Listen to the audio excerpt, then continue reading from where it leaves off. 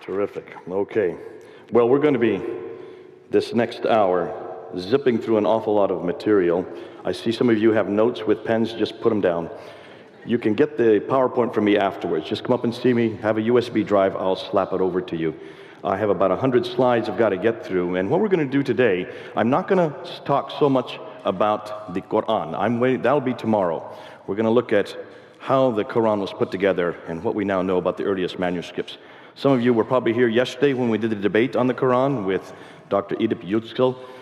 We pretty well destroyed the Quran yesterday. Today we're going to destroy Muhammad and how Islam began. And I say that without any apologies, because I certainly say that at Speaker's Corner. I do this in London, and the Muslims need to hear that we are now finding out an entirely different message concerning Islam from what they've been telling us for the last, not 1,400 years, but 1,300 years. Now, what do Muslims claim?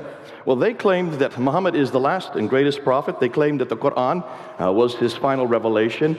Therefore, Islam is the final religion. It's the greatest of all, certainly the Abrahamic religions, and it's the final one of those three. Everything Muslims are dependent on are two things. They're dependent on the book and the man, the book and the man, the book and the man. The book is the Quran, the man is Muhammad. Without Muhammad, without the Quran, Islam falls. And that's why we're spending so much of our energies zeroing in on the book and the man.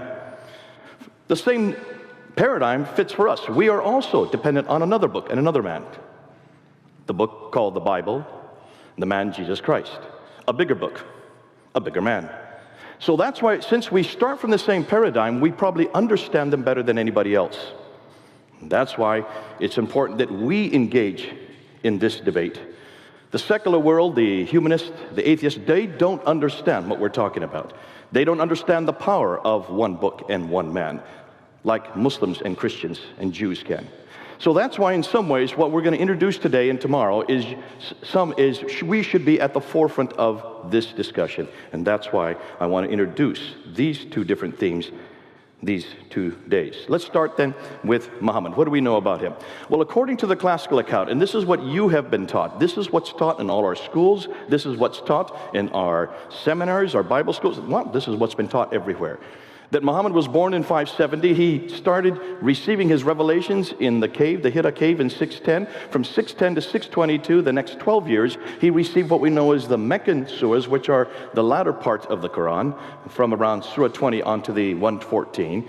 And then in 621, he is woken up in the middle of the night, told to get on the back of a winged horse called the Burak. He flies up to Jerusalem, and he goes up to the seven heavens, meets God, or Allah, who tells him to pray 50 times a day. Comes down 2 heavens, meets Moses, who asks him how many times, and he says 50. He says, that's way too many. See if you can get it back down. So he jumps back up to the 7th heaven, and he bounces back and forth between the 7th and the 5th heaven, bringing the number of prayers from 50 to 45 to 40, down, right on down to 5. When he gets to 5 prayers, Moses says, that's fine, go on back down. And so he does, comes to Jerusalem and flies back down to to Mecca. Now, that's in 621. That's known as the Mi'raj. The Mi'raj. And of course, the next year, 622, he then moves from Mecca up to Medina with maybe 80 to 200 followers. It depends on which tradition you're going to follow. And then from 622 to 632, that last 10 years, he receives the Medinan revelations, and that's the much larger part it's half the Quran. Nonetheless, it has the largest surahs. And then in 630, he goes down to Mecca, defeats it without firing a shot, and he dies in 632. 2 years, next 2 years, Abu Bakr takes over. He dies peacefully. Then he is followed by Umar till 644. He is killed. Uthman takes over from 644 to 656. He is killed, and then Ali takes over from 656 to 61, and he is killed. Now, that's known as the 4 rightly guided caliphs, from 632 to 661. That's known as the Rashidun period. That's the golden period of Islam. That's what ISIS and all the other groups want to take us back to, that golden period. Actually, it starts from 624 to 661, so roughly 40 years. That's the golden period. Now, have any of you heard any other story than what I've just said? No hands are raised. There's no reason to hear any other story. This is the only story we have ever heard for the last, well, you'd like to say 1,400 years. It's not 1,400 years. Everything I have just talked about is right there in that red area right there. So basically from 570 to 661. But where do we get this information from? Where does any of this come from? Were they written down by people who knew Muhammad, who were actually there, who were eyewitness to what he said and did? No, none at all. Everything we know, everything I've just been telling you, all the stories and all this skeletal reference to Muhammad's life was first written down by a man named Ibn Ishaq. Well, that's 765. That's the late 8th century. We don't have any of his material. We're therefore dependent on another man named Ibn Hisham. Ibn Hisham was writing this down around 833. So that's 200 years after Muhammad died. We have really nothing earlier than Ibn Hisham in written form today about what Muhammad did. That's the Siratu Rasulullah. That would be the biography of the Prophet Muhammad. His sayings come quite a bit later. They are first written down and compiled in their final form by a man named Al-Bukhari. He dies in 870. You can see, therefore, this red area here. There you can see Ibn Hisham. That's 240 years after the Prophet died. When you get to the tafsir and the tahqiq, which would be the commentaries on the Quran, and the tahqiq would be the histories of mankind, when you get to that genre of material, they're first tabulated by a man named Al-Tabari, who died in 923. So everything we know that happens in this part of the world, of this time period, from the 7th century, is not written down till the 9th and 10th century. Does that bother any of you? It should bother all of you. We have to wait 200 to 300 years to hear about this man, that place, the book, and this religion. 200 years of what? Well, so-and-so got it from so-and-so, who got it from so-and-so, who got it from so-and-so. These are called isnad. Isnads are nothing more than a chain of names that are relating oral tradition. All based on oral tradition. 200 years of oral tradition. And for what reason? Let's look at Jesus. We know quite a bit about Jesus. Another historical figure. We know that the people that were there, actually, we know quite a bit about his life. We have 3 biographies of his life that were written before 60 AD. Matthew, Mark, and Luke. Matthew was actually an eyewitness to what he was writing. Mark and Luke got it from the eyewitnesses. John would have been written much later, about 90 AD. But certainly within 60 years, you have 4 witnesses of Jesus' sirah, what he did, and 4 witnesses of Jesus' hadith, what he said, the red letter part of the gospel account. All written within 60 years, 2 by eyewitnesses and 2 by those who knew the eyewitnesses. We have Paul's letter, which were starting to be written down within 15 years of Christ's death. So you have the tafsir. Paul's letters would be the tafsir. That would be the equivalent, the commentaries of what Jesus said and did, how he applied it to there in Philippi, in Ephesus, in Galatia. The histories would be the book of Acts. The book of Acts would have been written between 52 and 62 AD. That's within 20 to 30 years of Christ's death. So you have the sirah, you have the hadith of Jesus, you have the tafsir of Jesus, and you have the tahqiq of Jesus. All 4 genera of what we know as their Islamic tradition. We have the traditions of Jesus written down within 40 to 60 years of Christ's death. Now you do a comparison, and you can see which is better. I'd rather go with 50 to 60 years of Christ's death rather than 200 to 300 years of Muhammad's death. If we were dependent on Jesus Christ, what the Muslims are dependent on, that means we know nothing about Jesus Christ until the 3rd century. And we could not prove his historicity. Can you see what Muslims are up against? And why is it we haven't asked this question before? So the 21st century historical scholars are now asking this question.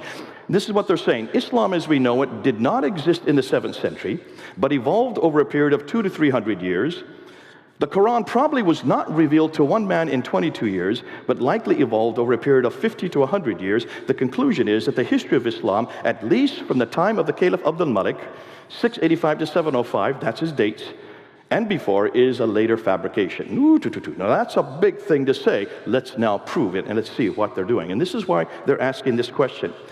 If so much of the history of Islam is written down so late, why did it take so long to write it down? Could these people read and write? Were they not literate? Absolutely.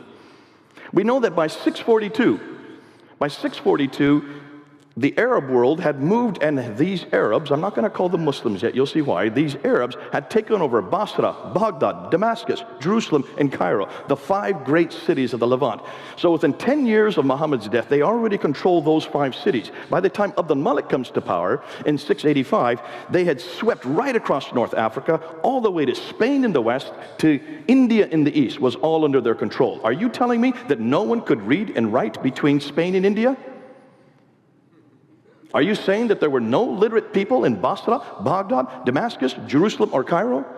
Was there not a library that was burnt in the 5th century in Alexandria? What are you burning if you're not burning books? What is a library for if it's not books? More than that, it's very clear in Sahih Bukhari, volume 6, 510 and 509, 510, it's very clear that the Quran was written down at the time of Abu Bakr, 2 years after Muhammad's death, between 632 and 634, the first recension. What did they write down? Zayd ibn Thabit is the one credited with that. He was the secretary of Muhammad. How could you be a secretary if you can't read and write? Obviously they could read and write. So why did they not write anything down about this greatest prophet in the history of mankind, this greatest religion in the history of mankind? And what about the Quran? Where is it? We'll get on that tomorrow. What about the biographers? Where did these 9th century biographers get their material from? Sahih Bukhari is related that he was given 600,000 of these akhbars. And of the 600,000, he was to whittle them down and bring them down to only those that were authentic. And so he did that, whittled them down, and brought it down to 7,397. That means he threw out 98% and only retained 2%. Why? Where did he get the other 98% from? And what happened to that 98%? Wouldn't you like to read it? I'd like to read it. I'd like to know what he'd thrown out. Well, that's exactly why the historians are asking this question. Therefore, they're saying, should we trust this material from the 9th and 10th century? And shouldn't we rather go back to the 7th century and find what actually happened? So let's see what they're finding. Now remember, let's look at a map here so you see what I'm talking about. You can see here's where Islam was up to, the brown area, up until 661. Then it moved right across over up to Andalusia, which is Spain today, and India over here, the Mughal Empire, further that came later on. But that's where they had already controlled by the end of the 7th century, the end of the 7th century by the time of Abd al-Malik, just to get that picture. Now the material that I'm going to be using comes from some of the best, finest scholars in the world today. Men like Dr. John Wansborough, head of School of Oriental African Studies. He is the one that wrote the 2 books that blew this whole question open in the 1970s called Quranic Studies and Sector and Milieu. Dr. Joran Hotting, who was my professor in 1994. When I first came across it, I did my first debate on this in 1995. We're talking about 21 years ago. I did my debate on this with Dr. Jamal Badawi at Cambridge University, and I used Hotting's material along with Dr. Patricia Corona out of Denmark. In fact, she was my supervisor at that time. I was with her the night before at Cambridge University, and she gave me 10 historical challenges. Those 10 historical challenges are still up on the internet. They're on our debate site. They have yet to be answered, and that was 21 years ago. So that was in 1995 that we started asking these questions publicly. 1995, Dr. Patricia Corona was probably the most devastating woman to go to because this woman reads and writes 15 languages, all archaic languages. How many of you can read and write 15 archaic languages? That's why she's so difficult to confront, because she reads everything in their original language. And a lot of times she does not translate it for our benefit because she does not want Muslims to read what she's translating. She has now deceased as of last year, unfortunately. Dr. Andrew Rippon out of Calgary has probably taken this material and put it into the easiest form, the easiest book to read on it. Dr. Robert Hoyland, another one of our supervisors when he was at Oxford University, at that time he could read and write 18 languages. These people are linguists of the first order, and that's why they're so devastating to be able to confront. Dr. Yehuda Nevo out of Jerusalem, who has done the best work on the early inscriptions from the Negev Desert, of the earliest Arab inscriptions. And in the German school, Dr. Gunther Lulling, who has written about the best material on the Syriac writings. Dr. Gerhard Puin, Dr. von Bothmer, Dr. Ohlig, who are the ones who have taken and done the best work on the earliest manuscripts. Some of their material I'll introduce tomorrow. So we have all of these people are coming out of Europe. They're not from America. These are Europeans, and they're way ahead of us in Europe on this. This is why it's so good to be in Europe, to get their material firsthand, and to be able to work with them, and to talk to them face to face, and to see where they're going with this. And it's going to learn, but then there's two books that have come out. One was, did I go past that slide? No. Two new books have come out and one documentary, one by Dr. Tom Holland. Dr. Tom Holland wrote this book in 2012. He took 6 years to write it, going back to all the scholars that I just mentioned in the slide before, and he took the material and tried to put it down into layman's terminology so you and I can understand it. And that's the book came out in 2012 that asked these very historical questions. He then put it into a documentary, just an hour-and-a-half documentary, which you cannot see here in the United States. We can see it in Europe still, but you're not permitted here. And it's interesting because that documentary was shown on Channel 4 television in England on August 28, 2012. It caused such a furore amongst the Muslim community that when they wanted to show it again in November of that year, they could not because of all the Muslims that confronted it. And all he did was to take the conclusions. Well, no, he didn't even do that. He just took the assumptions from the book. He didn't come to any conclusions. He let the viewers come to their own conclusions. If any of you want that video, I have it on my computer. I can give that to you also afterwards if you have a USB drive. But then another book came out in 2012. Dan Gibson is a friend of some of you here. Some of you know who he is. Dan Gibson is a Canadian. His father was an archaeologist. He's been an archaeologist. For 30 years, he's worked in the Muslim world. He lives there amongst them, learned the languages, and he was the one that has probably done the most devastating work of actually asking the pertinent questions concerning the geography of Islam and also the problem with Mecca and the Qibla. There has been a brand new documentary that's just come out called The Sacred City. I think there's a leaflet going on. If any of you do have a chance, get the documentary. It only costs $15. It just came out a month ago. And some of the material that I'm going to be introducing this afternoon comes from that documentary, put out and done by Dan Gibson. And it's this material that the Muslims are going to have to contend with, because we introduced this back in 1994. I introduced it in 1995 in my debate. This is now 2016, and no Muslim has come to an answer on this material that we're going to introduce now, especially on Mecca. So let's look, and I'm going to give you their conclusion before then I prove how they came to these conclusions. This is what they're finding. The first Arab inscription referencing Muhammad is not introduced till 691. Did you hear that? We know nothing about this man, Muhammad, from within Arab sources. Externally, we know about him. We have the Doctrina Jacobi in the British Library, 634. We also have the writings of Sebenar in 660. But we don't have any Arab reference to his name until 691. That's curious. That means for 60 years, the Arabs didn't know this man. The first reference to the name Muslim is not introduced until the 690s. So what did these Arabs call themselves? Well, they call themselves Saracens. They call themselves Haggarins from the line of Hagar. They call themselves Ishmaelites from the line of Ishmael. They call themselves Maghrites from the area of the Maghreb.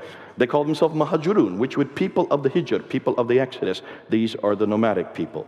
So they did give their names, but they didn't use the word Muslim. Isn't that curious?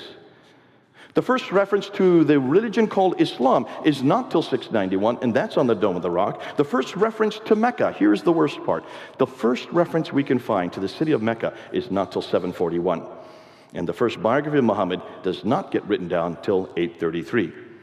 Now, let's unpack that. That's an awful lot to take in just a few minutes. Let's start with geography, and let's look at what Dan Gibson was noting. He noticed when he looked to the Quran that there are about 65 geographical locations in the Quran. And over again, this prophet, though it doesn't give him a name, over and over again, it refers to the representative of God, the prophet of God, over and over again. Only 4 times in the Quran will you find Muhammad's name. This prophet, it says, always has this contact, and had over and over again, has contact with people from 3 different tribes. 23 times he has contact with people from Uz. 24 times he has contact with people from the Thamud, which would be the Nabateans. I'm sorry, did I say Uz? I meant Ud. So you have 23 times contact with people from Ud, which is the biblical Uz. 24 times the people from Thamud, which would be the Nabateans. And 7 times these people from Midian, which would be the Midianites. Over and over again, yet here's the curiosity. Take a look and see where the Ud, Thamud, and Midian are. They're way up here. Here's Mecca, way down here. That's 600 miles between them.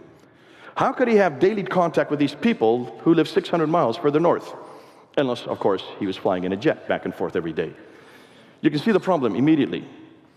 And that's the first thing that he came across. He said, this cannot be. You cannot have this much contact with people from so far away.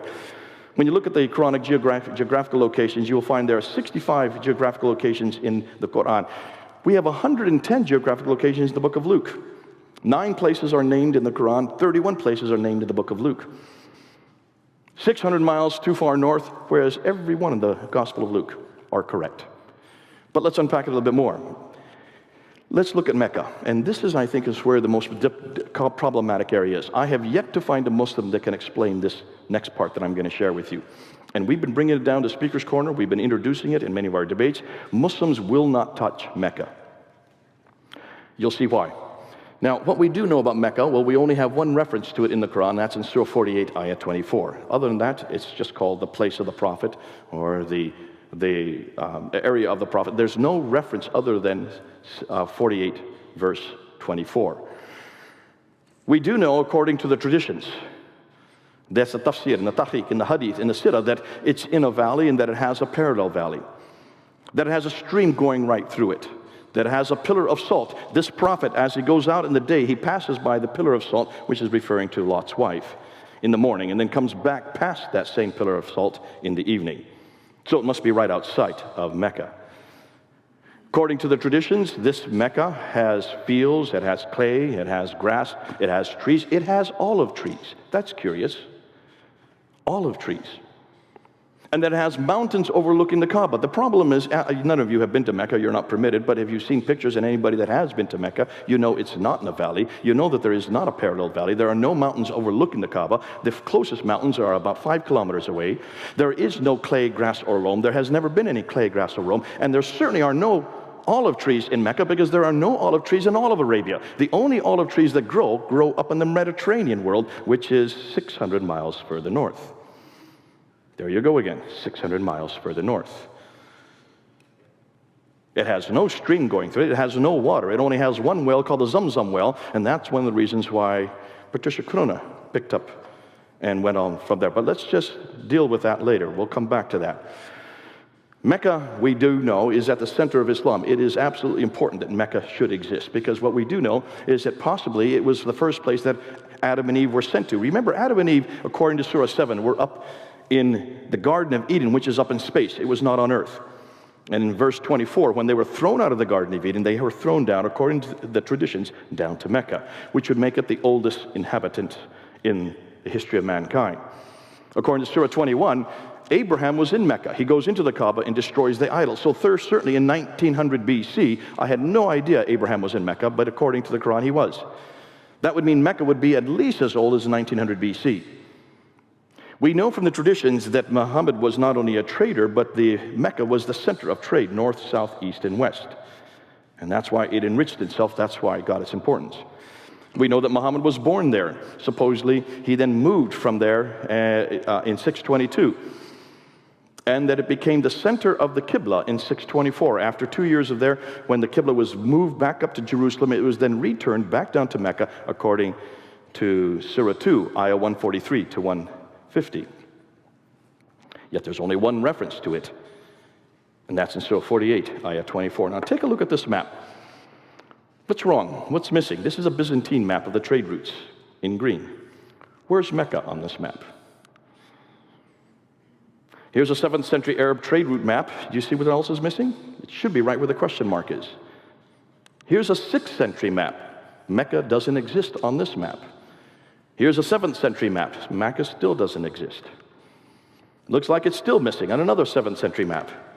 And yet another 7th century map. Mecca is just non-existent on any map. We can't find it on any map in the 1st, 2nd, 3rd, 4th, 5th, 6th, up until the 7th century. Dr. Patricia Corona was curious about this, and she looked at this map here, which is a facsimile of what it would have looked like in the 7th century. And she noticed the trade route. Now, since you're over here, I'm going to be pointing over here, but if you want to come over here and see, this is the Arabian Sea, and here's where all the spices were coming from the western coast of India, and also over here in China. And they used to come across the Arabian Sea up into the Persian Gulf to get over to the Mediterranean world. Now, Dr. Montgomery Watt is the one that came up with the trade route theory that supported the notion that during the 5th and 6th century, the Sassanids over here were warring with the Byzantines over here. The Byzantines and the Sassanids, Persians and Christians, warred for about 200 years, which shut down the Persian Gulf. So the trade had to be redirected down to here, across the Arabian Sea, over to Aden. And then when they went up 1,250 miles, right up the west coast of Arabia, up starting in Aden in the south, going to Najran, Sana, up to Taif, up down to Mecca, up to Yathrib, to Khaybar, Tabuk, Khaybar, and then up to Gaza in the north. That's the trade route theory. Have you all heard about this theory? It certainly helps out the Meccans enormously, because that supports the notion, therefore, that Mecca would have been on the trade route and would control the trade all the way from the south up into the north, from Aden up to Gaza. No one's really disputed that until Patricia Corona looked a little more carefully at the map. I don't know if you can tell, but if you look at the map carefully, you will notice when it comes up here to Taif, it then goes down, comes down, and has to then go back up to get to Yathrib. I'm shaking so much because it's so far away. Look at my PowerPoint when you get it, and you'll see it. It comes down from Taif, 1,000 meters down to get down to Mecca, then it has to go up 1,000 meters to get back up to Yathrib again. Why would there be any caravans?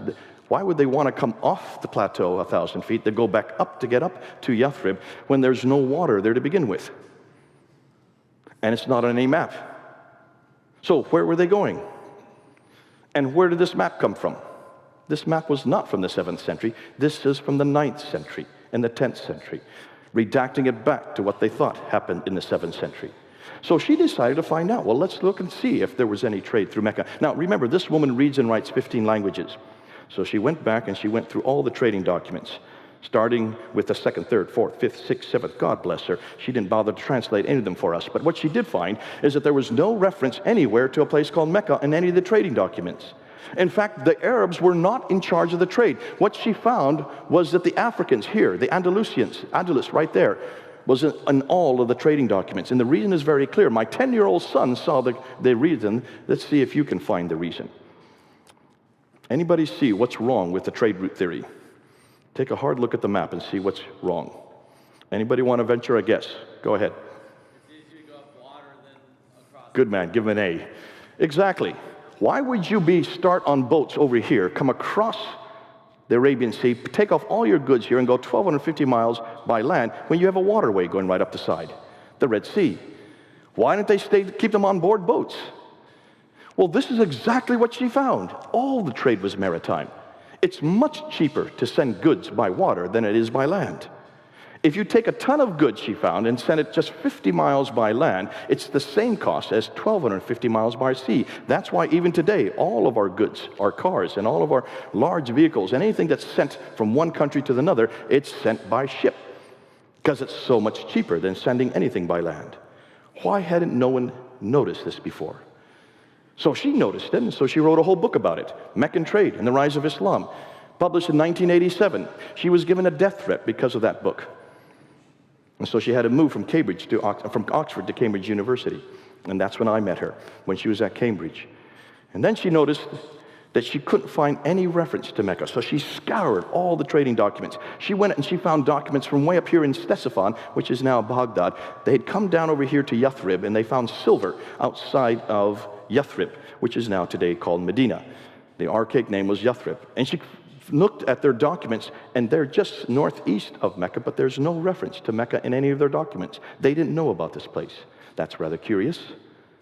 If it's the center of the world, if it's the oldest city in history, if it's where Abraham lived, it's where Muhammad was living, it's where Islam began, no one heard about this city.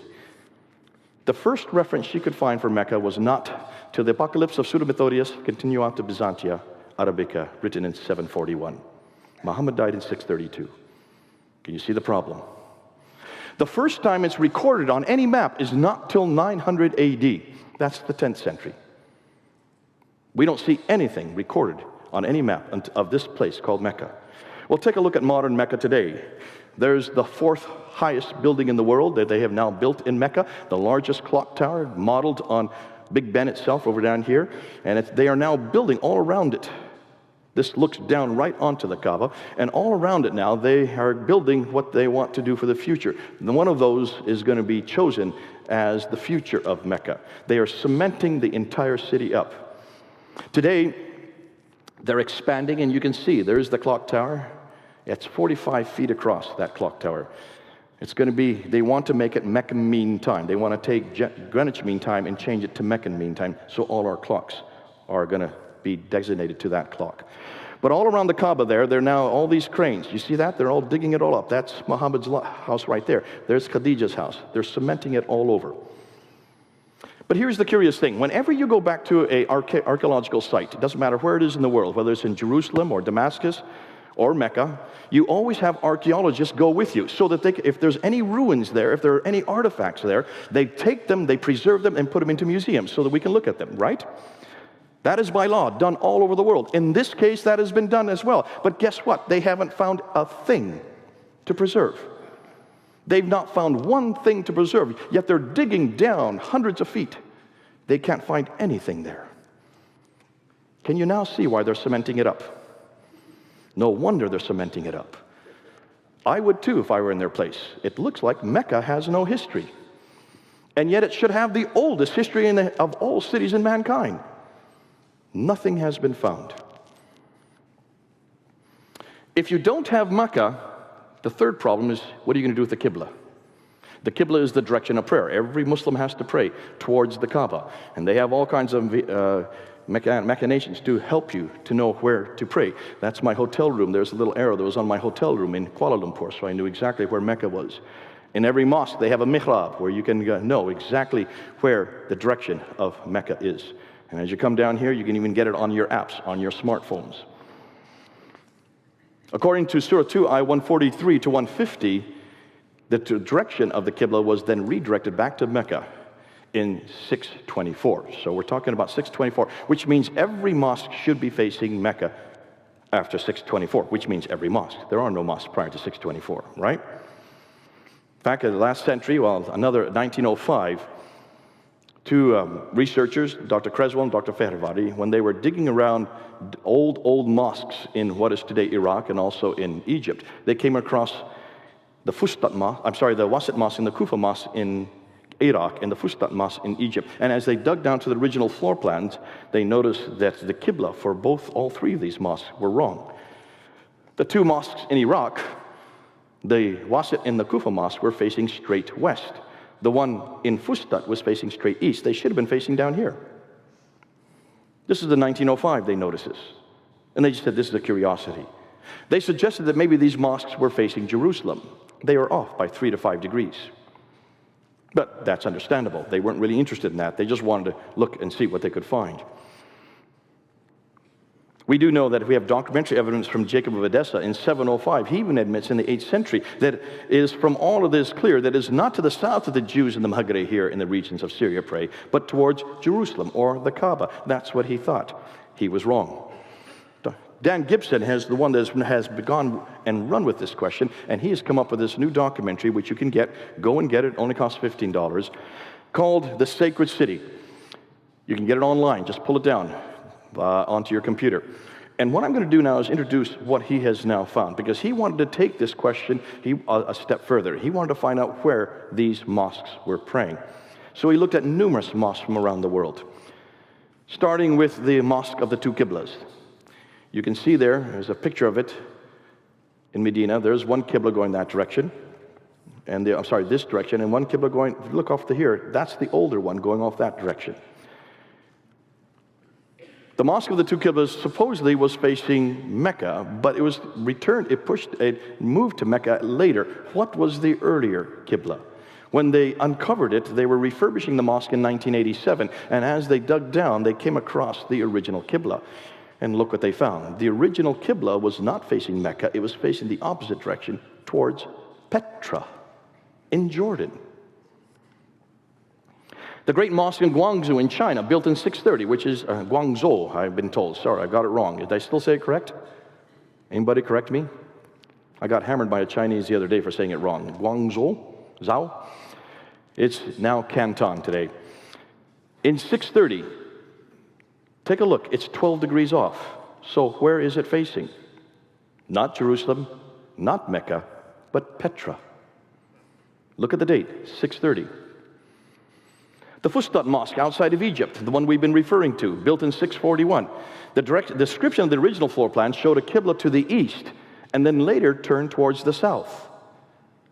Dan Gibson found that that Qibla towards the east was Petra. Therefore, in 700 AD, it was still facing Petra. The great Mosque of Baalbek in Lebanon, the Qibla in 701. Look at the date, 701. Muhammad died in 632. The Qibla was canonized in 624. Are you following me what I'm saying here? We're talking about 85 years later, it was facing Petra, not Mecca. Baalbek in Lebanon, the Qibla runs right through Petra.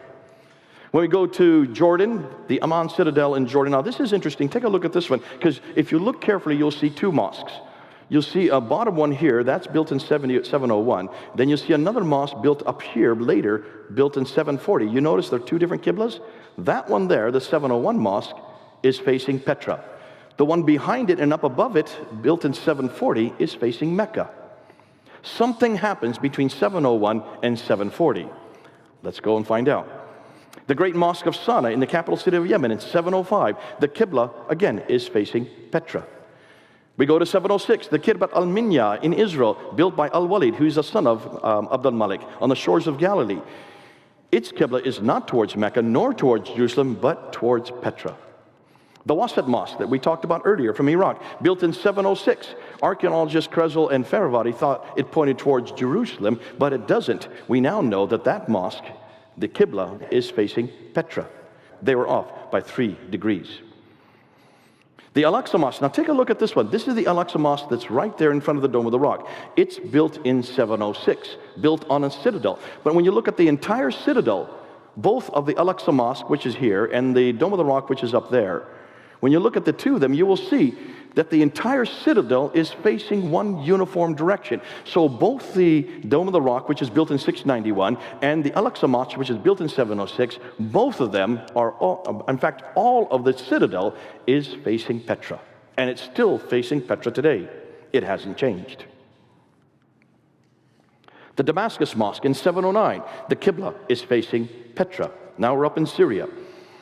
Staying in Syria, the Mosque of Umar in 720, we're almost 100 years later, and the Qibla is facing Petra. The Kirbat al-Masjar Mosque in the West Bank, we're now in Palestine. 724, we're now almost 100 years later, and the Qibla is not towards Mecca nor Jerusalem, it's facing Petra. The Anjar Mosque in Lebanon, 724. This is a good one because this one was abandoned, so therefore it's preserved well. It's still pretty much the way when it was abandoned. And when you look at the Qibla there, you will find that the Qibla is facing directly towards Petra, there in Lebanon. Notice how up to 725, all of the Qiblas are facing Petra, and uniformly facing Petra. Muslims have tried to come back to me and say, well, they just didn't know their direction. They were not sure of the fact because it was all desert area. I said, these are people that did not have roads. They had camels. And when you're on camels in the middle of the desert, you better follow the stars. You better know your direction, otherwise you die. These people certainly knew their direction. What's more, why is it that uniformly every one of them is facing Petra? Uniformly, they're facing Petra. There you can see a backed up view as what we're talking about. Now, interestingly, when we get to 728, the Qiblas neither face Petra nor Mecca. That's a curiosity. And then finally, we get the first mosque that we have been able to find that's facing Mecca, and it's not till 731. And it's as far away as in Banbor in Pakistan. Pakistan, Zindahad. When you go back and you look there, you will see that it is Pakistan that finally gets it right. But the Mushta Mosque is an Umayyad mosque. That's interesting, because it was built in 743. Another 20 years later, and it's back to facing in Petra again. When you get to North Africa, there seems to be a real confusion. Here's the Ribat Fortress in Susa in Tunisia, built in 771. It's not facing either Petra or Mecca, it's facing straight south. The Cordoba Mosque in Spain, it's not facing Petra or Mecca, it's facing straight south. Again, much like the one in Kirawan that you have in Tunisia. Look at the date, 817. The Qiblas were canonized in 624. We're almost 200 years later, and it's still not facing Mecca. So, his conclusion, all the Qiblas were facing towards Petra until 725. There was a confusion for the next 100 years, and then the Qibla was not finalized towards Mecca until 822. That's 200 years too late. It takes them 200 years to finally canonize the Qibla towards Mecca. So, what's the significance of Petra? Well, take a look at that trade route map that I showed you earlier. What's at the center of all the trade? Petra is at the center of all the trade. What also is significance of Petra? It was the sanctuary of the Umayyads. The Umayyads used Petra as their sanctuary. Remember, they came into power in 661, and they were in power until 749. So, roughly 80 to 90 years they were in power. Those of you who have been to Petra, you will notice it is the center, is a city of tombs and temples. It is the center of the Nabatean kingdom. The Nabateans are the one that give us Arabic. Arabic comes from the Nabatean script. The Nabateans were there in Petra was as their sanctuary, and that was their sanctuary from the 2nd century BC. They were one of the great powers in the early years. And when you look at Petra, you will notice that it's in a valley, exactly like the Quran says. It has a parallel valley, just like the traditions say. It has a stream going through it. It has fields, trees, grass. It has clay. It has loam. It has olive trees. It's near that pillar of salt. If there was a pillar of salt, it would be near Petra. Petra has all the items listed in the Quran and also the Islamic traditions. Thus, could Petra be the place they are referring to? When you take a look at where Ad, Thamud, and Midian are, they're all around Petra, not Mecca. They're 600 miles further north. Significance of what we're saying? Nothing is known of Muhammad until the late 7th century from within Arab sources. His biography, the Sirah, the sayings, the Hadith, don't appear to the 9th century. His city isn't referred to until the mid-8th century. Thus, much of what we know of Muhammad is written down hundreds of years later and hundreds of miles away. It looks like nothing more than a redaction by Abdul Malik. So, what are the conclusions by the historians? Islam and the Prophet's life as we know it was not derived from the 7th century, but evolved over a period of 200 to 300 years and then redacted back on the Prophet's life and compiled in the 9th century. Now that's what they're saying. New books and documentaries are being published and question the classical account of Islam's beginning. And the questions are these: why are there no Muslim sources for 200 years? That's the billion-dollar question. Why do the claims they make not fit the historical record? Why are the geographical references so few and confusing? Why do they all seem to be much further north, 600 miles further north? Why are there so many references to vegetation which would not have existed in Mecca? Why is Mecca not even mentioned until 741, nor included on any map until 900? Why is Mecca not on the trade route? Why are all the Qiblas facing Petra for the first 100 years? Then there's a confusion for the next 100 years, and they're not standardized to Mecca until 822, 200 years too late. Therefore, much of what we know about early Islam is now in doubt. So, what really happened? Now, this is the scenario that we're looking at right now. This may change in 10 years. It may change even in 1 year. Because so much new material is being found that we're always having to upgrade it. This is what we think so far. To make sense of all what's going on, we need to begin with Abdullah ibn Zubair. Abdullah ibn Zubair was the one that rebelled against the Umayyads. He didn't see them as legitimate rulers. He was the governor of Petra himself. When he rebelled in 683, during the beginning of the Marwanid period of what we know as the Umayyad Caliphate. You have the Sufyanis from 661 up until 680, then Marwan the first takes over power, and then 683, Zubair rebels against him. He's there in Petra, and this is the beginning of what we know as the Second Civil War. Now, what's curious and what's interesting is the Umayyads are not down in Medina, they're not down in Mecca, they're not in Jerusalem, they're not in Petra, they're way up in Damascus. What are they doing way up in Damascus? Why has no one questioned this? That's even another 450, 500 miles even further north. So if this is the center of Islam, why is it so far away? In fact, you're talking about almost 1,000 miles away from Mecca. It's obvious that people haven't asked these questions because these are damaging questions. And that's why we're asking them now. And you can then understand why Zubair, when he then rebels against the Umayyads, he's got to leave Petra. So what does he do? He destroys the Kaaba, and then he takes the black stone, which is in Petra. There is documentation that it's been there for many years. Wherever the black stone is where God's presence is. He takes the black stone, leaves Petra in 683, and flees down to the south. Where did he flee to? Looks like he fled to Mecca. The Abbasids, meanwhile, who are headquartered up in Kufa and in Baghdad, further to the east, they do not like the Umayyads. They have always had a problem with the Umayyads. They then come alongside Zubair. Zubair is then killed by the Umayyads, and so therefore, you have two different groups who now have two different Qiblas. One towards Mecca and the other towards Petra. Now, let's now go back to Abd al-Malik, because this is where it all comes and it gets fleshed out.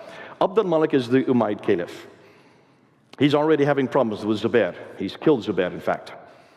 He's got to establish his ascendancy. So what does he do? In 691, he plants a huge building right in the middle of Jerusalem called the Dome of the Rock. You've seen it, those who've been to Jerusalem. It stands out. It's a beautiful building. You can see it from all over Jerusalem, with that beautiful golden dome. That's built in 691. He needs to create an identity. He needs to create his own Arab identity. Now remember, when the Arabs who then took over the Sassanid world and also the Byzantine world, which they had done by 642. They had run over Basra, Baghdad, Damascus, Jerusalem, and Cairo. They took over these 5 great cities of Levant. They were all nomadic. They were not urban people. That's why they did not live in those cities. They lived outside the cities in garrison towns. But someone had to run the cities. Well, who are they going to let run the cities? They're going to let their cousins from the Abrahamic race, the Jews and the Christians, who were well educated. They were already living in the cities. So they let them run the cities. They became what they call mawalas, or mawalis. As long as they ran the cities, the Arabs then benefited from all the produce. They didn't have to run it themselves, and they could continue to conquer. And that's why they then moved right across North Africa, all the way to Spain, and moved the other direction to India. They were busy conquering, and they kept the Jews, primarily the Jews and the Christians, to run what they conquered. But the problem is this. The Jews and the Christian had a prophetic line. The Arabs don't have a prophetic line. The Jews and the Christians were the ones from which all the prophets came to. Therefore, they had a strong identity. Where was there an Arab prophet?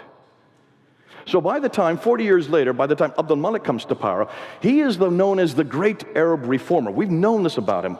Everybody knows him as the great Arab reformer. He is the one that introduces Arabic as the international script. Now, up until that time, all the caliphs had used coins. They had coins that were like the dinar that you see here. Take a look at the dinar. That's the Byzantine dinar at the top. And when you notice, you'll see the emperor with 2 retainers on either side. On the back side of the dinar is the Byzantine cross. The Sufyanis, or the Umayyads, take the same coin because they still want to use the same type of coinage. And instead of using the emperor, they put themselves, the caliph, with 2 retainers. On the back side is the Byzantine cross with the crosspiece taken off. These are all from the British Museum. So they retain images of themselves. Since when is Islam allowed to have any images? That's anathema, is it not?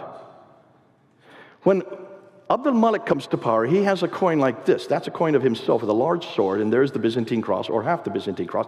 He then throws that out, and in 691 introduces these coins. He takes off the images and introduces script. And what do you think's on that script? The Shahada. This is the first time we see the Shahada. This is the first time anywhere that the Shahada is introduced, in 691. Are you getting me? Are you following me? That's not all he does. He then builds the greatest structure of its day, the Dome of the Rock, built there in Jerusalem. But take a look at where it's built. It's not just built anywhere. Who controlled Jerusalem, and who's the great power that he's up against? The Byzantines. He's up against the Byzantines. He doesn't care about the Sassanids because they are pretty much destroyed and they don't have a common ancestry. But he does have a common ancestry with the Byzantines because they have the prophetic line. So what are you going to do? You're going to build the greatest structure in the history of mankind, slap it right there in Jerusalem, but you're going to put it up on a hill above the Church of the Sepulchre, which is the centerpiece for the Byzantines. There you can see the Church of the Sepulchre across the valley and the Dome of the Rock. It's built above it to get one-upmanship. Are you getting that? And then he faces the Dome of the Rock towards Petra. Where's the sanctuary? So now you've got the biggest building, the best building, but to understand what's going on, you want something that's larger and more prominent than the Byzantines, the holiest city for the Jews and the Christians. Therefore, why not build this in Damascus? Because he's building it where the Byzantines have their holy place. And he says, we have the next holy place. And this is where, of course, if we now ask any Muslim today, what happens there? They say, this is where Muhammad went in the middle of the night on the back of the wing holes called the Miraj that I introduced earlier, and that's where he went up to the seven heavens. If that's the reason why the Dome of the Rock was built, then why is there nothing written about it? Look at all the ambulatories. Go look at all the inscriptions on the inner ambulatories. That's the only original part of the buildings that exist today. The building has been destroyed and rebuilt 11 times. If you look at the original ambulatories, you will notice that there are inscriptions up there. Take a look at those inscriptions. There's nothing at all written about the Miraj. So what's written on them? Well, notice what's written on them. O people of the Scripture, do not exaggerate in your religion, nor utter not concerning Allah save the truth. The Messiah, Jesus, son of Mary, was only a messenger of Allah, and his word which he conveyed unto Mary, and a spirit from him. So believe in Allah and his messengers, and say not three. Cease. It is better for you. Allah is only one God. Far as it be removed from the transcendent majesty that he should have a son. Surah 4, ayah 171. This is the first Quranic material we can find. The first Quranic material is introduced on the Dome of the Rock. That's Surah 4, ayah 171. Who is it against? Jesus, the Trinity, his sonship. It's against us.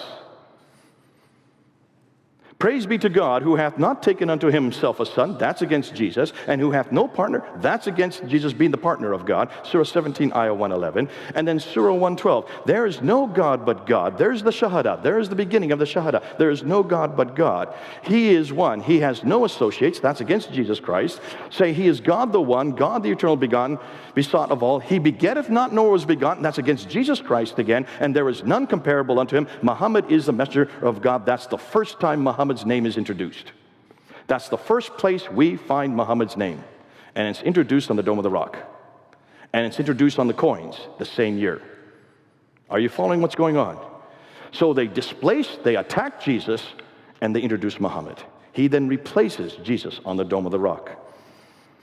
Now, at the same time, we have the protocols, the caliphal protocols. This is done by Yehuda Nevo. Yehuda Nevo noticed that all the protocols from the Sufyani period of the Umayyad Caliphate, from 661 all the way up until 680, up until 685, there is no Bismillah, there is no reference in any of these protocols. These are the official documents of the caliphs themselves. When you look at these official documents, there's no reference to Muhammad, there's no reference to Mecca, there's no reference to the Quran, and there's no reference to people called Muslims, and there's no reference to a religion called Islam. Those are the 5 things that these caliphal protocols should be replete with. They don't exist on any of the protocols until 691. In 691, Dr. Nevo says, overnight they are introduced into the protocols. It's done overnight, and Muhammad's name is introduced at that time. The Shahada is introduced at that time. So here you have it being introduced on a building, on coins, and on the caliphal protocols, all in 691. He replaces all the images and replaces it with Arabic script. So once he introduces Muhammad, he then needs a revelation, because every prophet has to have a revelation. That's why now, and we're going to do work on this more tomorrow, so I'm not going to unpack it much today. When you look at the earliest manuscripts, they only begin to get introduced at this period. The earliest material that we have on the palimpsest that I'll introduce tomorrow are from the time of Abdul Malik. But then they get changed by the time his son comes around in 705. The earliest Quranic manuscripts begin to appear during the reign of his son Al-Walid from 690s to 750s. None of these manuscripts that we're going to see tomorrow are complete, nor do they even parallel each other, nor do they parallel the Quran that we have today. They continue to be changed and corrected for 200 years. Therefore, the sanctuary in Petra is destroyed by an earthquake in 713. Once the earthquake comes and destroys Petra, that means God's presence is no longer there. So the Umayyads have no other choice but then to move the sanctuary down to Mecca. That's why then from that time on, they decide, and this is where the rivalry goes on. When are they going to actually move it up to Mecca, went down to Mecca, and that's where the rivalry begins. And that's why the Abbasids start coming to the fore. And it's the Abbasids then that start changing the Qiblas starting in 731. So, here you go.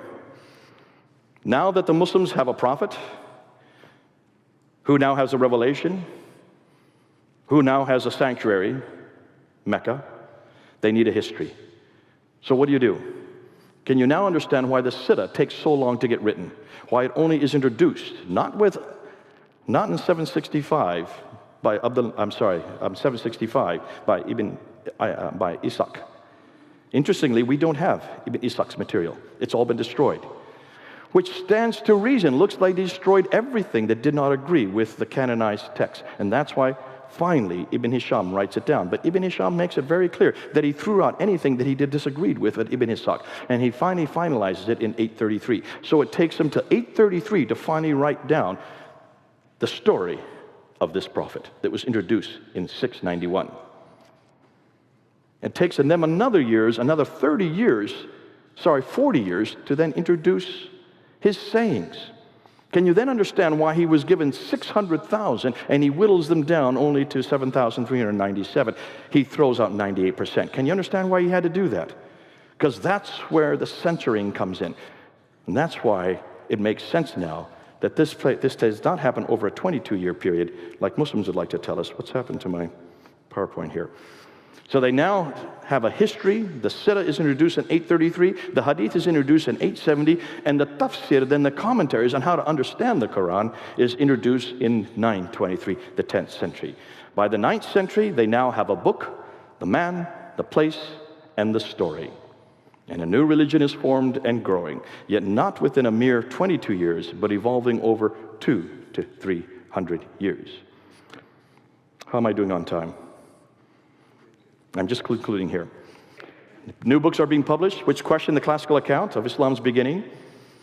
Questions we're asking is, why are the no Muslim sources for 200 years? Why do the claims they make not fit the historical record? Why are the geographical references so few and confusing? Why do they all seem to be much further north? Why are there so many references to vegetation which wouldn't exist in Mecca? Why is Mecca not mentioned until 741 and not included any map until 900? Why is Mecca not even on the international trade route? Why do all the Qiblas face Petra for the first 100 years, then are confused for the next 100, and aren't standardized to Mecca until 822, that's 200 years too late? Why is Abdul Malik's role what is Abdul Malik's role in all of this? Does a nascent Islam really begin with him? Since much of what we know about early Islam is in doubt, since much of the Quran is also in doubt, since nothing is known to Muhammad until the 7th century, or Mecca until the 8th century, or his story until the 9th century, hundreds of years and hundreds of miles away, can we conclude that Islam is nothing more than a later redaction, possibly, I would say, begun by Abdul Malik, but I want to change that. I would also say that there is a political competition going on between the Umayyads and the Abbasids. And that's why Petra was finally discarded and Mecca was then included. But by that time, the Quran had already been written. That's why they couldn't excise all these geographical locations. That's why they couldn't take out all these references to Ad, Thamud, and Midian. They weren't able to do that. Can you see why? They should have done that in the 7th century before they even started writing the Quran. Too late. We've caught them hanging. And that's why it's so difficult to support Mecca. Can you now understand? They have the wrong man at the wrong place doing the wrong thing at the wrong time. Now what about Jesus? We know where Jesus was born in Bethlehem. We know where Jesus grew up in Nazareth. We know where Jesus died and went in Jerusalem. We know what Jesus did for the last 3 years. We know that from the eyewitness accounts, according to Matthew and John. We know from hostile accounts, Thales, Tacitus, Josephus. We know when they were written down between 50 to 60 years. Few people doubt his historicity. Thus, we have the right man at the right place doing the right thing at the right time. Ooh, I love Jesus. And can you see why I love the Bible? Can you imagine if we had the problems that Islam has? How would we even debate what he did and what he said? With this kind of material now coming to the fore, and this has just been out just 1 month. Can you see, from here on out, we're just going to be asking these same questions. And that's why I love history, because the more they scratch, the more they find. The more they find, the more we shine. The more we shine, the more they whine, oh, how sublime. Thank God we don't have this problem. See, everything that I've said today, all this material that we're now using against Mecca and against the Qibla and looking at all the problems between the Umayyads and the Abbasids, have you noticed this has all been foisted against Christianity? We've had it since the 1800s, and we had the documentary hypothesis. We had enormous amount of criticisms, of redacted criticism, source criticism. We've had all kinds of criticism against the Trinity and the person of Jesus Christ. We've had it for about 150 years, and we've answered every one of them. One of the best men I know, Sam Shamoun, can answer everything about Jesus Christ. But then we have not taken these questions to Islam. We are just now starting to focus these kind of questions. Redacted criticism. What have I done today? I've just been doing source criticism, redacted criticism. I've been doing historical criticism, a little bit of literary criticism. It's not very difficult to do what we're doing here. Every one of you can do this. We're now doing it in London. This is all going up on YouTube.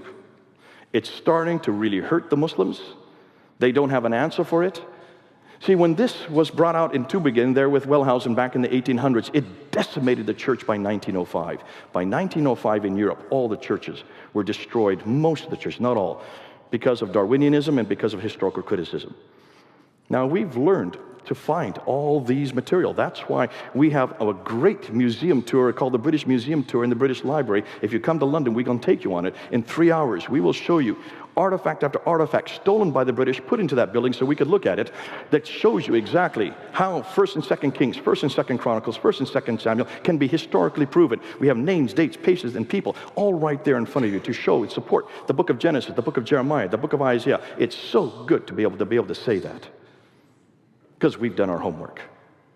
Where are the Muslims going to go to find these kind of objects? Where are the artifacts to support Mecca, when they can't even find any ruins below those skyscrapers? Those skyscrapers are digging up nothing but sand. And that's exactly what Islam is built on. Nothing but sand.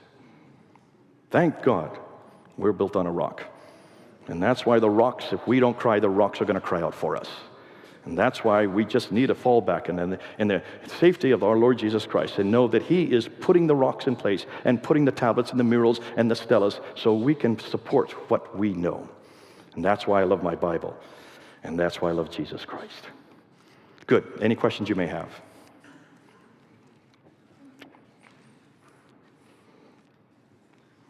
Yeah. Is this being recorded, by the way? Is this being recorded? It's being filmed? Do you want me? Okay, he will use the microphone. Thank you for the information. It was great, and appreciate you sharing that with us, and look forward to being able to use that. I did one question, though, was you mentioned the mosques that were built in 632 and various stages. What's the history behind those? What were they being built for?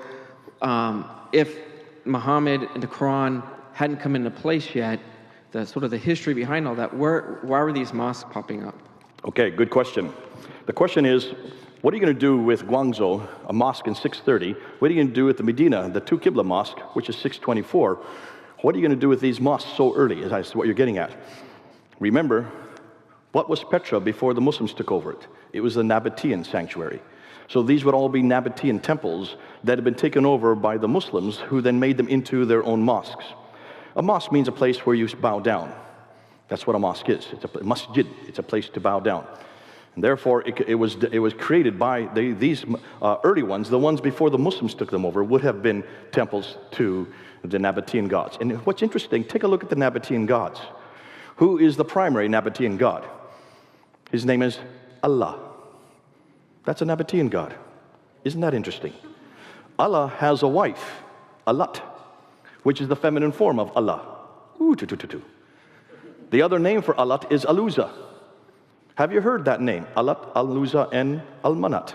Take a look at the Quran, Surah 53, Ayah 19 and 20. These are the satanic verses. These are the three goddesses that are mentioned in the Quran itself. These are Nabatean goddesses. Now, I read in my Quran, in Surah 6, Ayah 101, that God cannot have a consort. Then what's He doing with Allat, His consort? Ooh, I love this. Makes my job a lot easier. which means this Allah, this supposed Nabatean God from which all these people are praying to, is a borrowed God, but they got the wrong God. They should have never used Allah, because Allah is not only a pagan God, he is a polytheistic God. He has a wife named Allat and Al-Uzza, which proves to me he cannot be the God we're looking for. Therefore, what and who is Muhammad? And what you've noticed today, we're not only confronting the God of Islam, Allah, we're also confronting the man of the Islam, Muhammad. Because after everything you've heard today and what you're going to hear tomorrow, those who were at the debate yesterday, the ones who were here yesterday, did you hear what we did with the manuscripts? We've pretty well destroyed any notion that the Quran existed before the 8th century. And if the Quran it doesn't exist until the 8th century, then who in the world is Muhammad? And what's his purpose? And in one fell swoop, we're destroying Allah, Muhammad, and the Quran all at once. And without Allah, Muhammad, and the Quran, what is Islam? Ooh, I love it. And that's why these are good questions, but remember, it all fits to the historical record. And that's why the documentary evidence fits the archaeological evidence. Tomorrow we're going to see it also fits the manuscript evidence. It's all fitting to one piece.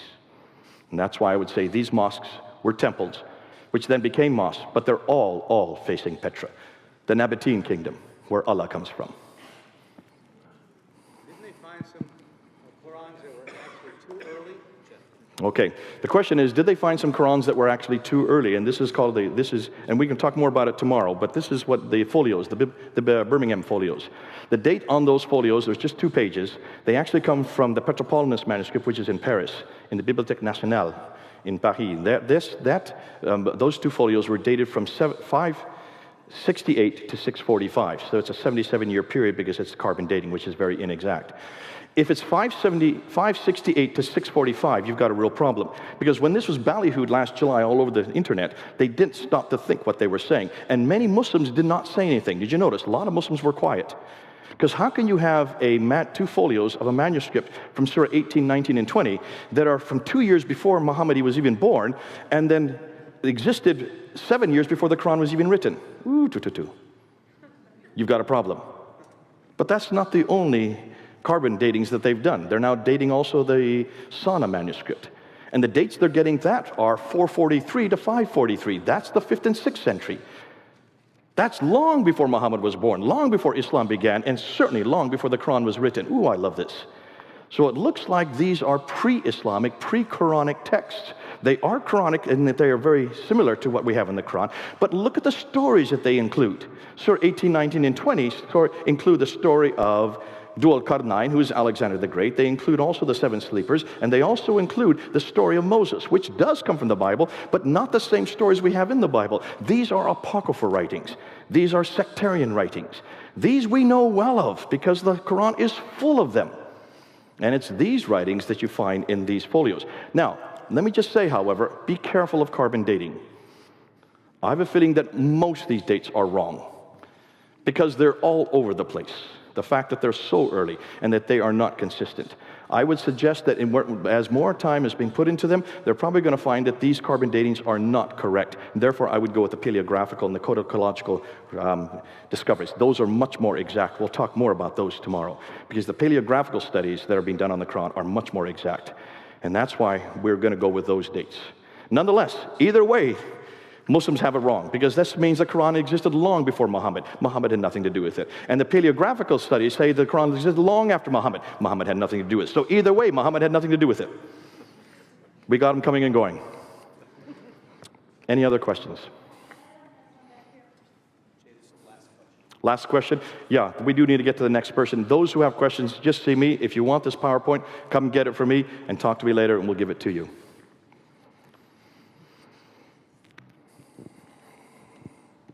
Jay, there are many people that question, such as Tori, about why the name Islam was chosen. And in Arab poetry, as well as the earliest copies of translations of the gospel, the word Islam and the verb are used to mean to betray, to deliver over, to hand over. And the verb form itself is used repeatedly for what Judas Iscariot did to Jesus. And the stuff that you presented about the Dome on the Rock fits in very well with this idea that the word Islam means betrayal as opposed to submission. Good man. Wow, I've not heard that before. Who are you? Yes, Adam, that's a very good, did you all catch that? So it is betrayal, the root, every Arabic word has three-letter root, the consonantal root. And so you're saying that is betrayal. It's not submission or subservience. It is betrayal, which is what we seem to be finding with the Dome of the Rock. We'll go with that. We'll see how much we can come with it, and we'll ask certainly the other scholars and see if that works. Thanks a lot, Adam, for that. God bless you, people. If you want to see me more, come and see me, and we'll give you the PowerPoint so you can have it.